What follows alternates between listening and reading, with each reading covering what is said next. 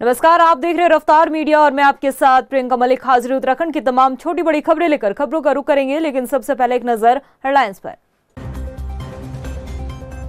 Uttarkashi tunnel हादसे में फंसे मजदूरों का कब होगा खत्म इंतजार। 13वें दिन भी जारी रहा रेस्क्यू ऑपरेशन। 41 श्रमिकों के जल्द बाहर आने की आस। उत्तरकाशी टनल हादसे पर कांग्रेस का बड़ा आरोप। सुरंग निर्माण में हुई नियमों की अनदेखी, नहीं बनाया गया एस्केप चैनल।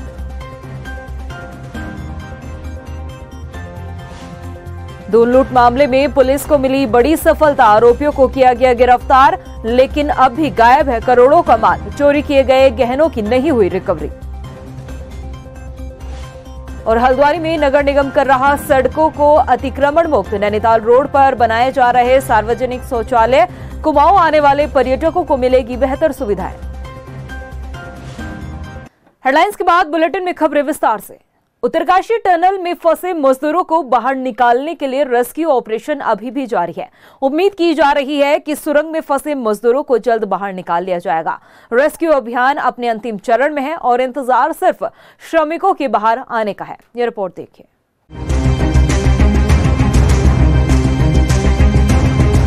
उत्तरकाशी टनल में फंसे मजदूरों को बाहर निकालने के लिए रेस्क्यू ऑपरेशन लगातार जारी है, लेकिन इस दौरान रेस्क्यू टीम को मुश्किलों का सामना करना पड़ रहा है।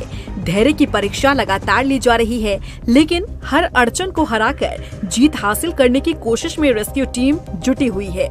मजदूर सुरंग के भीतर हैं, लेकिन बाहर पूरा देश उनका इंतजार कर रहा है।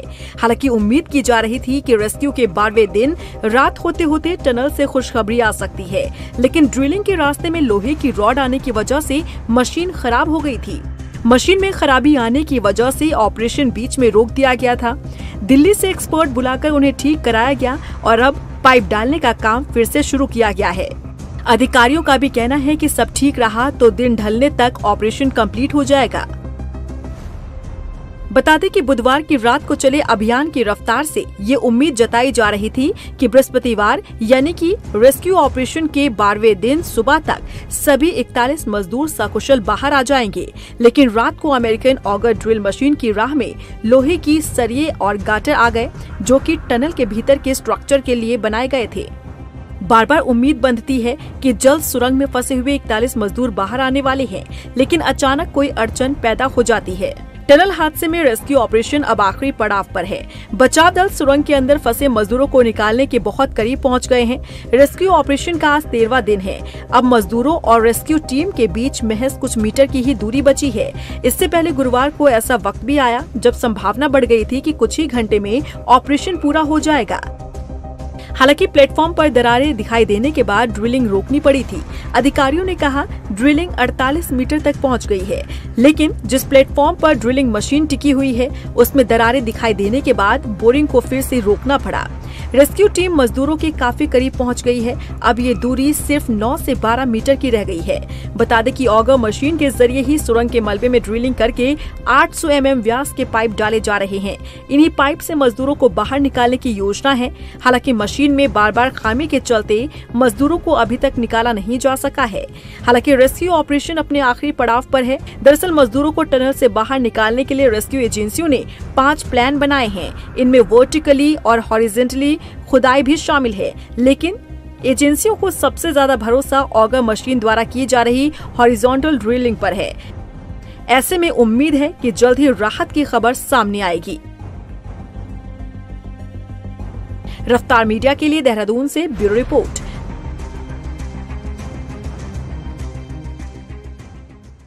उत्तरकाशी टनल में फंसे मजदूरों को बाहर निकालने के लिए रेस्क्यू टीम लगातार जुटी हुई है और इसी के साथ सूबे के मुखिया पुष्कर सिंह धामी की अगर हम बात करें तो हादसे के बाद से लगातार खुद सीएम कई बार घटनास्थल का निरीक्षण कर चुके हैं और पल पल की अपडेट ले रहे हैं। ये रिपोर्ट देखिए।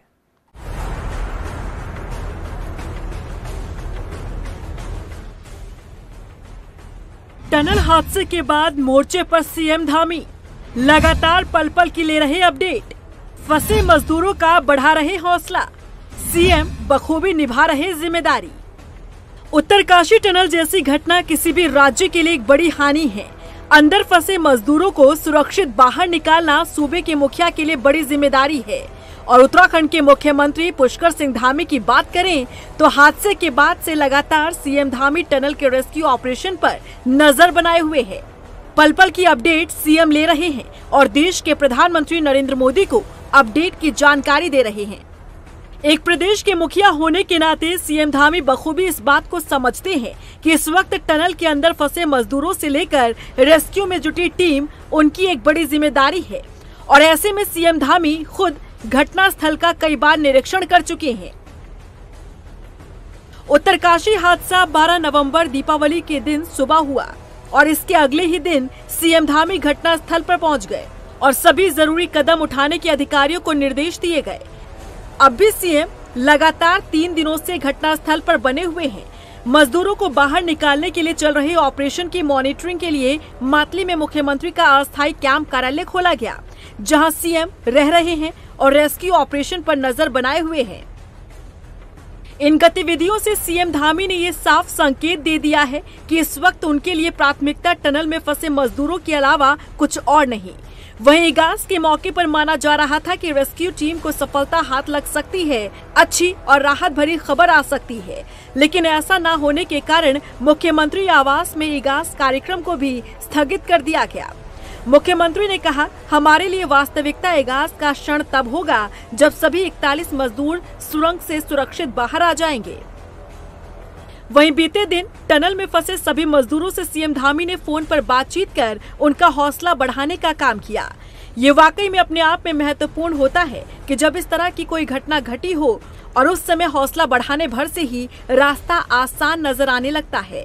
ठीक ऐसा ही सीएम धामी ने भी किया।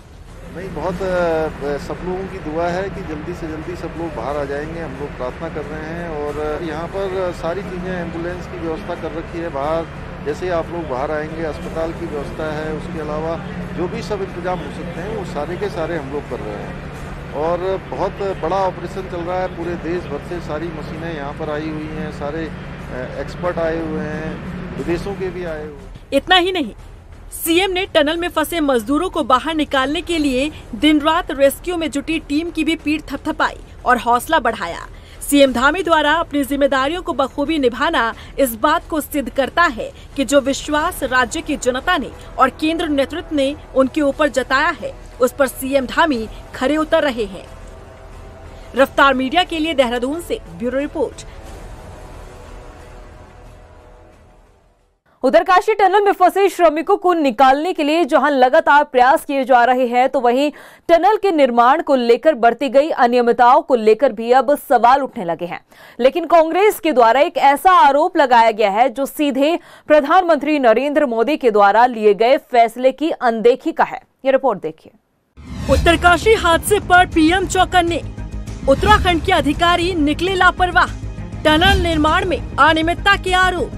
कांग्रेस ने टनल निर्माण में लगाया आरोप। उत्तरकाशी के टनल से 41 श्रमिकों को सकुशल बाहर निकालने को लेकर कई प्रयास किए जा रहे हैं। वहीं टनल के निर्माण में बरती गई अनियमितताएं भी सवालों के घेरे में हैं।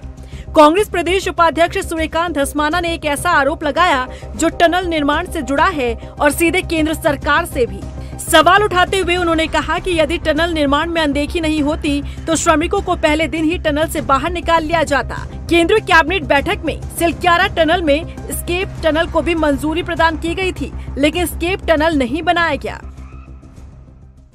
ये प्रधानमंत्री जी की अध्यक्षता में जो निर्णय हुआ, उसमें ये जो सिलक्यारा में हादसा हुआ, इसमें सबसे बड़ी चूक ये है कि एस्केप पैसेज का जिक्र कैबिनेट कमेटी की उस बैठक में है जो प्रधानमंत्री जी ने उनकी अध्यक्षता में हुई।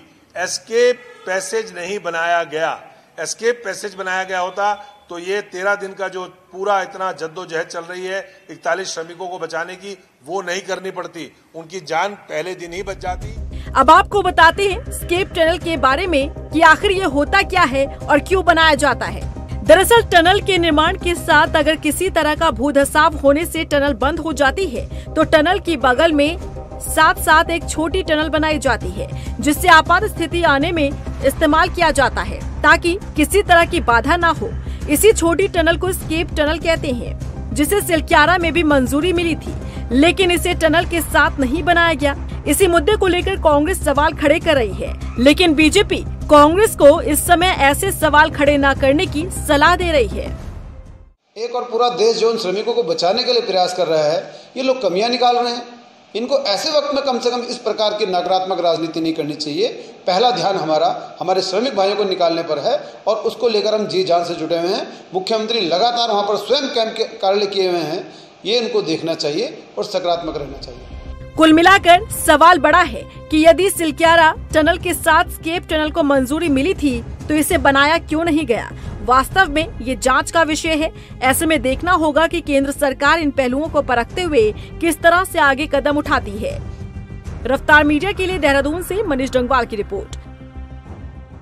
मुख्यमंत्री Pushkar Singh Dhami global investor summit 2023 के अंतर्गत आयोजित किए गए क्षेत्रीय निवेश कॉन्क्लेव कार्यक्रम में शामिल हुए। इस मौके पर सीएम पुष्कर सिंह धामी ने कहा कि सिडको क्षेत्र में नई उद्योग नीति के तहत इकाइयों की स्थापना के प्रयास किए जा रहे हैं। आज कई करोड़ रुपए का इन्वेस्टमेंट के साथ साथ कई कंपनियों का MOU साइन हो चुका है और हमें उम्मीद है कि आने वाले दिनों में उद्योग को बढ़ावा देने के लिए सरकार के जो प्रयास किए जा रहे हैं वो सार्थक जरूर साबित होंगे। अभी तक हमारे देश विदेश में सब जगह मिलाकर 2 लाख करोड़ के निवेशकों पर करार हो चुके हैं और हरिद्वार में भी आज बड़ी संख्या में लोगों ने हरिद्वार देहरादून जो पहले से हमारे उद्योग स्थापित हैं उन्होंने भी अपने विस्तार के लिए MOU साइन किए हैं। और 8 और 9 दिसंबर को जो हमारा ग्लोबल इन्वेस्टर समिट है डेस्टिनेशन उत्तराखंड है, उसमें बड़ी संख्या में लोग अभी और आने वाले हैं। हम सभी का आकलन भी कर रहे हैं। का जो ये इंडस्ट्रीज़ का जो एक ये महाकुंभ जैसे मैं कहूँगा इसको, हरिद्वार का महाकुंभ, इसमें यहाँ इन्वेस्टमेंट करना हमारे लिए बहुत सौभाग्य की बात है, क्योंकि यहाँ पर हरिद्वार इंडस्ट्रियल एरिया खासकर पूरे उत्तराखंड में सबसे बेस्ट इंडस्ट्रियल एरिया है पूरे देश का। और उस इंडस्ट्रियल एरिया में ऑलरेडी हम काफ़ी सालों से काम कर रहे हैं। यहाँ का जो एक इंडस्ट्रीज़ को सपोर्ट करने के लिए आपको जितने भी आपको सपोर्टिंग सिस्टम चाहिए, आपको एक अच्छा माहौल वो सब यहाँ पर अवेलेबल है, पावर अवेलेबल है, आपको स्किल्ड मैन पावर अवेलेबल है। देहरादून रिलायंस ज्वेलर्स लूट मामले में पुलिस को बड़ी सफलता हाथ लगी है। देहरादून पुलिस ने बिहार से लूट की वारदात को अंजाम देने वाले सभी आरोपियों को धर दबोचा है, लेकिन करोड़ों के माल का अभी तक कुछ अता पता नहीं लगा, जिससे ये मामला अभी भी अनसुलझा हुआ नजर आ रहा है। ये रिपोर्ट देखिए।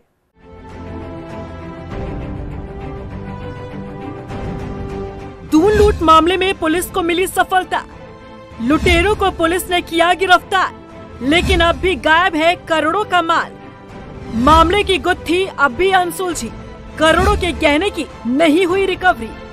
देहरादून शहर के बीचों बीच लूट की ऐसी वारदात को बदमाशों ने अंजाम दिया जिसने सबके होश उड़ा दिए। कड़ी पुलिस सुरक्षा के बीच रिलायंस शोरूम से करोड़ों की लूट को अंजाम देकर बदमाशों ने दून पुलिस को चुनौती देने का काम किया, लेकिन दून के कप्तान अजय सिंह ने भी इस चुनौती को जिस तरह से स्वीकारने का काम किया था, अंजाम ठीक वैसा ही सामने आया। देर से ही सही, लेकिन घटना को अंजाम देने वाले 5 बदमाश पुलिस के हत्थे चढ़ चुके हैं। इस मामले में दून पुलिस को सफलता हाथ लगी है। 5 बदमाशों को बिहार से गिरफ्तार कर देहरादून लाया गया, लेकिन हैरानी की बात ये है कि लगभग 20 करोड़ के गहने जो लूटे गए थे, उसका अब तक कोई सुराग नहीं लग पाया है। आरोपियों को तो पकड़ लिया गया, लेकिन ज्वेलरी की रिकवरी नहीं हो पाई है। तत्काल जो हमारे जो सूचना जब मिली थी उसके बाद उसमें प्रोग्रेस धीरे धीरे होते इसमें एक अभियुक्त अभिषेक को बिहार से गिरफ्तार किया गया, उसको ट्रांजिट रिमांड पे लाया जा रहा है। साथ ही 3 अन्य को भी इसमें अरेस्ट किया गया जो उसके सहयोगी के रूप में फाइनेंशियल मदद कर रहे थे, अन्य तरह से हथियार उपलब्ध कराना, इस संबंध में उनको भी अरेस्ट किया गया है। साथ ही साथ इसमें अब तक पूरी घटना में जो 5 लोग चिन्हित हुए उसमें प्रिंस और विक्रांत थे, जिनपे 2-2 लाख का इनाम अरेस्ट पर घोषित किया गया है। साथ ही इसमें राहुल और अविनाश, ये 2 और नए नाम आए हैं जिसमें जो इस घटना में आए थे यहाँ पर और इनके द्वारा घटना मिलकर कारित की गई थी। ये सभी लोग बिहार के आसपास, पटना और उसके आसपास के जनपदों में निवासी वहाँ के, और लगातार फरार चल रहे हैं। इनके पूर्व में भी पता चला है जो अविनाश है उस पर दर्जनों मुकदमे में वांटेड चल रहा है बिहार से। तो इस संबंध में पुलिस की टीमें हमारी लगी हुई है। दून पुलिस के सामने अब तक चुनौती आरोपियों को पकड़ने की थी, जिसे स्वीकारते हुए अंजाम भी दिया गया, लेकिन अब मामला करोड़ों के गहने का है कि आखिर वो गहने कहाँ गए जिसे लूटने का काम इन बदमाशों ने किया था। हालांकि इस मामले में एसएसपी अजय सिंह का कहना है कि आरोपी ऐसी वारदातों को अंजाम देकर माल आगे हैंडओवर कर देते हैं। देखिए, अभी तक जो इन्वेस्टिगेशन में आया है उसमें जो घटना करने वाला जो गैंग के सदस्य आते हैं वो कहीं भी जो माल को खुद स्वयं से नहीं ले आते, वो कहीं ना कहीं इनके माध्यम से आगे जो जेल से ऑपरेट हो रहा है जो पूरा सिस्टम, उसके माध्यम से आगे वो किसी व्यक्ति को हैंड ओवर हो जाता है, जिससे घटना करने वाले और जो माल ले जाने वाले व्यक्ति के बीच में आपस में पहचान नहीं है।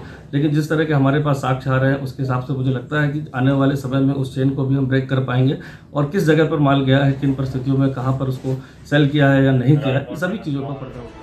लूट की वारदात को अंजाम देने वाले बदमाशों को पकड़ने में भले ही दून पुलिस को सफलता हाथ लगी हो, लेकिन रिलायंस ज्वेलर्स से करोड़ों के लूटे गहनों की रिकवरी न होना अब भी दून पुलिस पर सवाल है और ये मामला पुलिस के लिए चुनौती बना हुआ है। बहरहाल देखना होगा आरोपी मामले में क्या कुछ खुलासा करते हैं। रफ्तार मीडिया के लिए देहरादून से हिमांशु चौहान के साथ ब्यूरो रिपोर्ट। हल्द्वानी में अब कुमाऊं दर्शन को आने वाले पर्यटकों के लिए नगर निगम सुविधाएं बढ़ाने लग रहा है। जहां एक तरफ अतिक्रमण हटाकर सड़कों को जाम से मुक्त किया जाएगा, तो वहीं दूसरी तरफ नैनीताल रोड पर 22 सार्वजनिक शौचालय का निर्माण कार्य शुरू हो चुका है। पर्यटन सीजन में लाखों की संख्या में पर्यटक हल्द्वानी होते हुए पहाड़ों की तरफ घूमने के लिए आते हैं, लिहाजा उनकी सुविधाओं के लिए सार्वजनिक शौचालय का निर्माण किया जा रहा है। इसके अलावा शहर में घूमने वाले आवारा जानवरों के लिए गौशाला का निर्माण कार्य भी तेजी से शुरू हो गया है। प्रथम चरण में 22 टॉयलेट बनाए जाने की प्रक्रिया गतिमान है। अभी 6 पर काम चल रहा है और आगे हम स्थल चयन करते जाएंगे। प्रारंभिक रूप से स्थल चयन है, कहीं पर कोई अतिक्रमण है और कहीं उसकी ड्रेसिंग करनी है तो उसको करते हुए आगे बढ़ते रहेंगे और लगभग औसतन 15 लाख रुपए के आसपास लागत आ रही है और इसका वित्तीय प्रबंधन भी हो चुका है, तो ये काम लगातार गतिमान है। प्रथम चरण में जो हमारे ऐसे क्षेत्र जहाँ पर फुटफॉल ज़्यादा होता है वहाँ पर काम चल रहा है, जिसमें नैनीताल रोड मुख्य है। आज आपको एक ऐसी माशूका से रूबरू कराएंगे जिसने अपने माँ बाप के साथ मिलकर आशिक को मौत के घाट उतार दिया। यही नहीं, आरोपियों ने हत्या को आत्महत्या का रूप दिखाने के लिए युवक के शव को फंदे से भी लटका दिया। मामले का खुलासा तब हुआ जब युवक की पोस्टमार्टम रिपोर्ट सामने आई। बेवफा माशूका की ये दास्तां काशीपुर से सामने आई है, ये रिपोर्ट देखिए। आशिक की बेवफा माशूका, प्यार के बदले दी मौत की सजा, माँ बाप के साथ मिलकर की हत्या। ये मोहब्बत की दास्तां करण मंडल की है, जो 4 साल पहले काशीपुर निवासी संजना के संपर्क में आया, लेकिन इस बात से बेखबर था कि उसकी ये मोहब्बत एक दिन उसे मौत की नींद सुला देगी। जी हाँ, काशीपुर में प्रेमिका ने अपने परिवार के साथ मिलकर अपने प्रेमी को मौत की नींद सुला दिया और फिर घटना को आत्महत्या का रूप दे दिया। युवती ने मृतक युवक के शव को फंदे से लटकाया। यही नहीं, फिर संजना ही युवक को अस्पताल लेकर भी गई, जहां इस हत्या का पर्दाफाश हुआ। शव का पोस्टमार्टम कराया गया। पोस्टमार्टम रिपोर्ट में हत्या का खुलासा हुआ कि युवक की हत्या के बाद उसे फंदे से लटकाया गया था। पुलिस ने मृतक की बहन की तहरीर पर मुकदमा दर्ज कर आरोपियों को हिरासत में ले लिया है। रोज रोज शराब पी करके आने की वजह से, गाली गलौज की वजह से हमारी छवि वहाँ पे खराब हो रही थी और जो आस पड़ोस के लोग थे उसमें भी हमारी बदनामी हो रही थी, तो इन लोगों ने उसका गला घोट के मार दिया। उसके बाद से फिर उसको मफलर में इन्होंने लटका के फैब्रिकेट कर दिया कि जिससे ये प्रतीत हो कि इसने हैंगिंग करी है। बाद में चूंकि परिवार के अन्य सदस्यों को भी ऐसा पता चले और पुलिस पूछताछ में लोग ना करें, क्योंकि उनके घर में उनके बच्चे भी थे, उनकी बूढ़ी माता जी भी थी, तो वो लोग बता सकते थे घटना के संबंध में, लिहाजा इन्होंने फैब्रिकेट किया।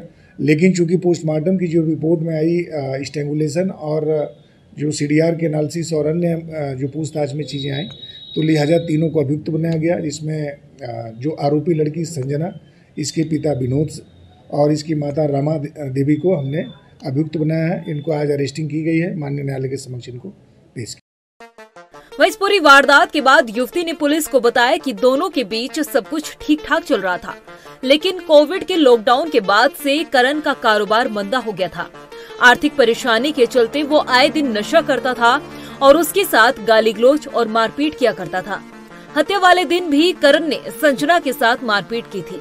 इस पूरे मामले में संजना अगर चाहती तो करण के इस रवैये को लेकर पुलिस की मदद ले सकती थी, लेकिन संजना ने करण को मौत की नींद सुला दिया। अब इस पूरे घटनाक्रम के बाद से संजना और उसके माता पिता सलाखों के पीछे है। रफ्तार मीडिया के लिए काशीपुर से सुशील कुमार की रिपोर्ट। प्रदेश की खबरों में इतना ही, फिर हाजिर होंगे कुछ खास खबरों के साथ। तब तक के लिए मुझे दे इजाजत, नमस्कार।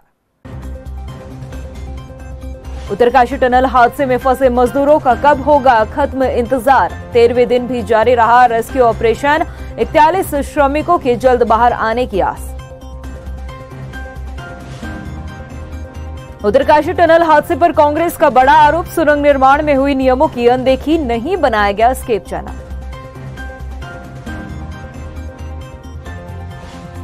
दून लूट मामले में पुलिस को मिली बड़ी सफलता, आरोपियों को किया गया गिरफ्तार, लेकिन अब भी गायब है करोड़ों का माल, चोरी किए गए गहनों की नहीं हुई रिकवरी।